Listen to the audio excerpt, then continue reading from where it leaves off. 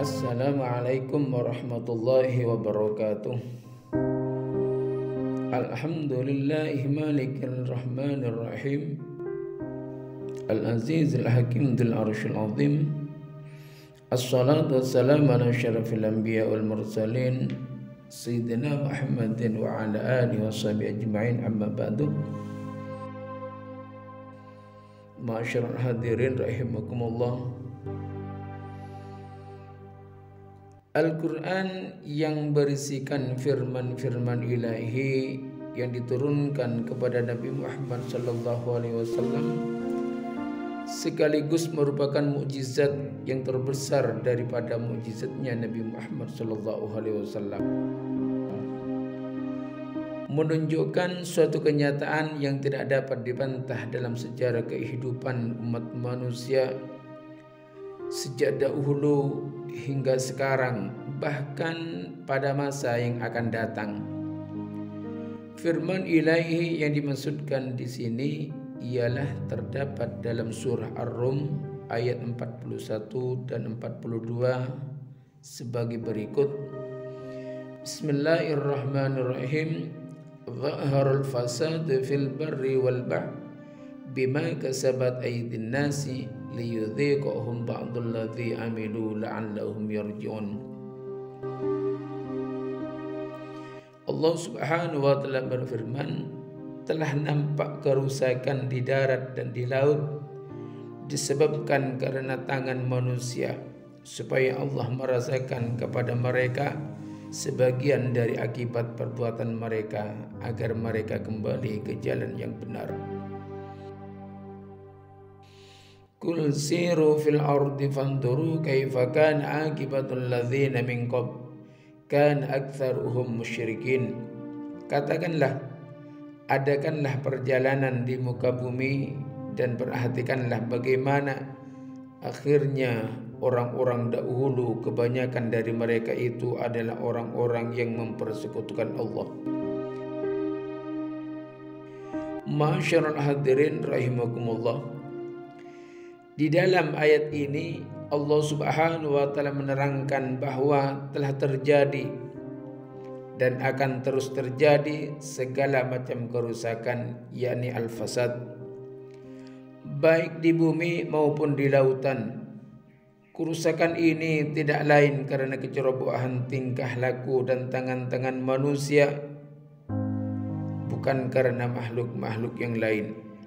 Dalam hubungan ini, hikmah yang harus diambil oleh umat manusia tidak lain bahwa Allah Subhanahu wa taala baru memberikan peringatan, pengajaran sedikit kepada umat manusia atas akibat kecerobohannya itu, dan Allah pun mengharapkan dengan hikmah itu pula mereka kembali ke jalan yang benar. Kemudian daripada itu Allah Subhanahu wa taala memerintahkan kepada umat manusia agar mengadakan perjalanan di muka bumi ini, keluar dari satu negeri menuju ke negeri yang lain. Maksudnya agar umat manusia ini dapat menyaksikan sendiri bagaimana bekas-bekas umat-umat terdahulu yang pernah menerima akibat kecerobohan mereka terhadap nikmat karunia dari Allah Subhanahu wa taala. Dan yang terbanyak dari mereka itu ialah manusia-manusia yang mensekutukan Allah, yakni musyrik kepada Allah Subhanahu wa taala. Demikianlah keadaannya baik dulu maupun sekarang. Demikian pula pada masa penjajahan, bahkan di zaman kemerdekaan ini masih banyak manusia yang menyalahgunakan nikmat-nikmat Allah Subhanahu wa taala. Dalam salah satu hadis Rasul sallallahu alaihi wasallam bersabda, "Idza kan akhiruz zaman yarfa'ullahu arba'at asya'.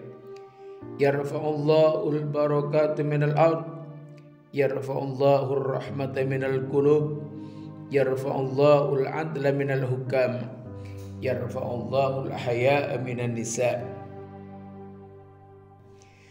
Ada 4 hal yang akan diangkat oleh Allah Subhanahu wa taala pada akhir umur dunia ini. Yang pertama, Allah mengangkat barokah dari bumi ini. Bumi masih ada, masih didiami oleh manusia, namun sudah tidak barokah. Yang kedua, Allah Subhanahu wa taala mengangkat rasa kasih sayang dari tiap-tiap hati manusia. Kasih sayang manusia antara satu dengan yang lainnya semakin hari semakin menipis. Timbul suatu perasaan bahwa yang ada hanyalah dirinya sendiri, orang lain tidak ada apa-apanya. Demi untuk kepentingan dirinya, ia bisa membunuh, memfitnah, menganiaya, menindas dan semacamnya. Kasih sayang sudah tidak ada di hati manusia. Yang ketiga, Allah Subhanahu wa taala mengangkat keadilan daripada para hakim.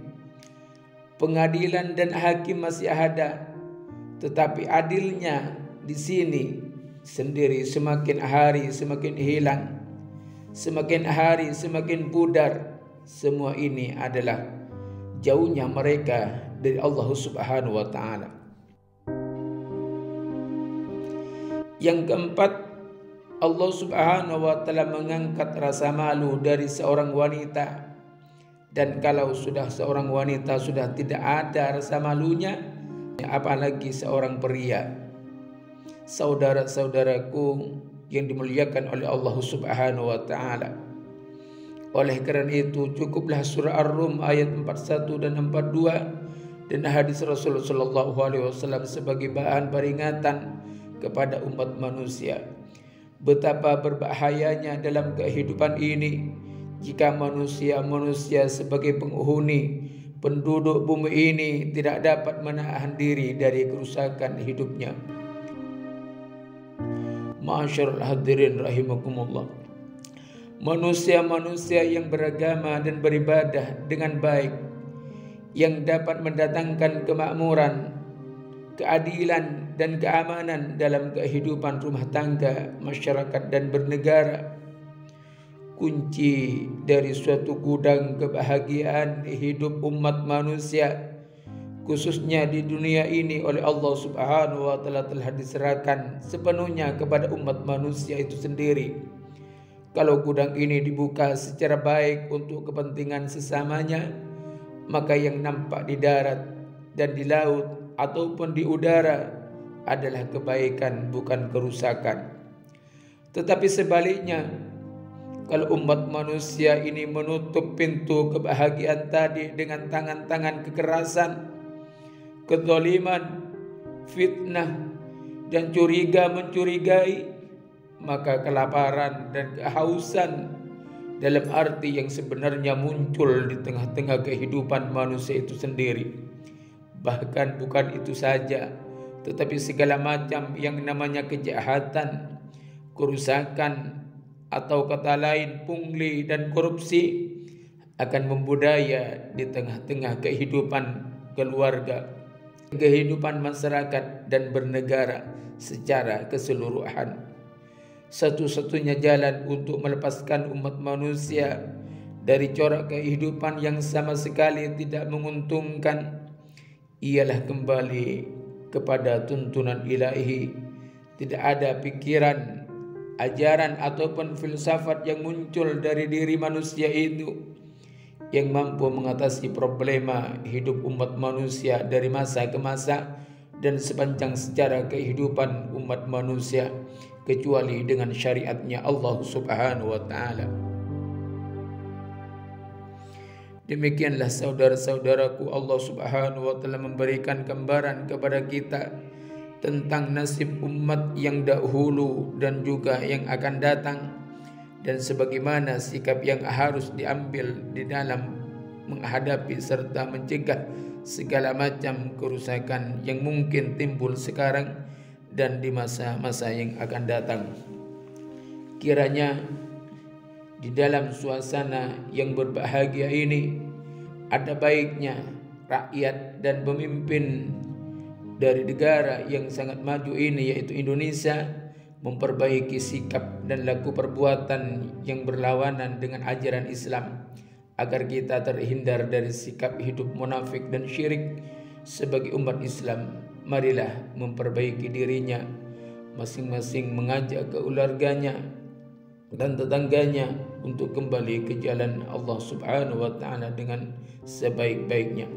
Semoga Allah Subhanahu wa taala melepaskan kita dari ancaman kerusakan yang senantiasa akan muncul di tengah-tengah kehidupan umat manusia. Demikian dari saya. Wassalamualaikum warahmatullahi wabarakatuh.